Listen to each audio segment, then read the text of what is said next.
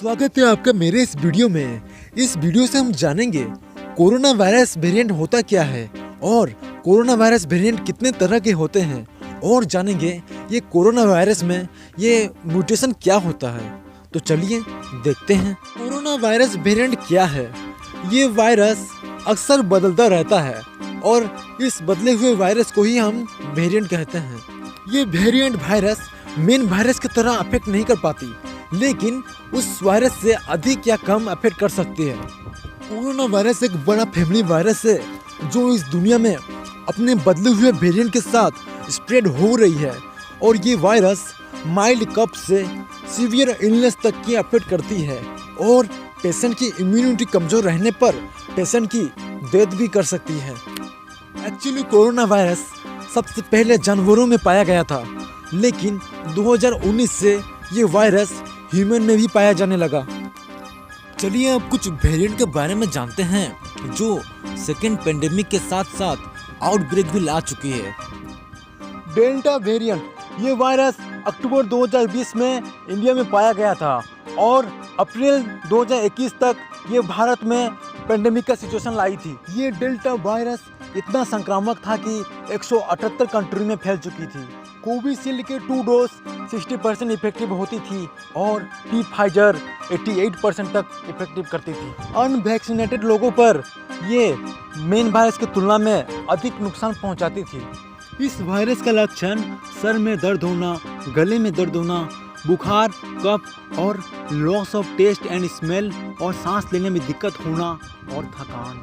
Omicron variant, ये virus सबसे पहले 11 नवंबर 2021 को साउथ अफ्रीका में पाया गया था और ये वायरस हाईली संक्रामक था और इस वायरस से हॉस्पिटलाइजेशन की ज़रूरत कम ही पड़ती थी। कोई पर्सन अगर फुल्ली वैक्सीनेटेड है तो उनको ओमिक्रॉन का ज़्यादा प्रभाव नहीं पड़ सकता और सीवियर इलनेस या डेथ से बच सकते हैं।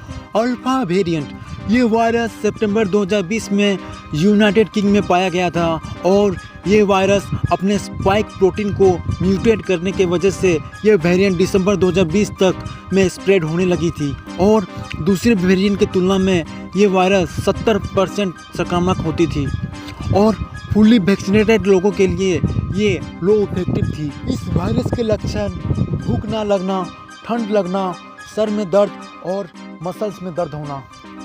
बीटा वेरिएंट, ये वायरस सबसे पहले जुलाई 2020 को साउथ अफ्रीका में पाया गया था। 14 जून 2021 तक इंडिया में 208 बीटा वेरिएंट के पॉजिटिव पाए गए थे। बीटा वेरिएंट के पॉजिटिव पेशेंट में बहुत कम ही वर्स इलनेस देखा गया है और ये वायरस मेन वायरस जितना संक्रामक थी। बीटा वेरिएंट के लक्षण सर में दर्द होना और बुखार के साथ साथ खांसी आना। गामा वेरिएंट, ये वायरस सबसे पहले जनवरी 2021 में ब्राज़ील में पाया गया था और ये वायरस हाईली संक्रामक है और फुली वैक्सीनेटेड ना होने पर ये वायरस पेशेंट की जान भी ले सकती है और फुली वैक्सीनेटेड होने पर ये कम प्रभाव डालती है।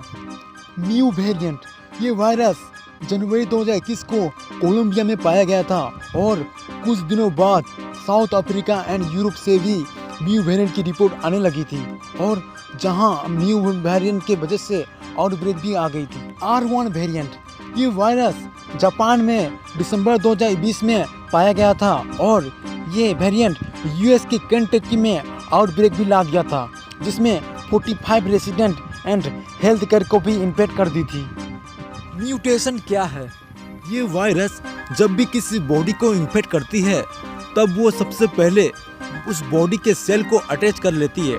उसके बाद वायरस सेल के अंदर चली जाती है, फिर वो वायरस अपने आरएनए का कॉपी बनाने लगती है और इस कॉपी करने की प्रक्रिया में जब कोई गलती होती है तब उस वायरस का आरएनए बदल जाती है और इस बदलने की प्रक्रिया को ही हम म्यूटेशन कहते हैं।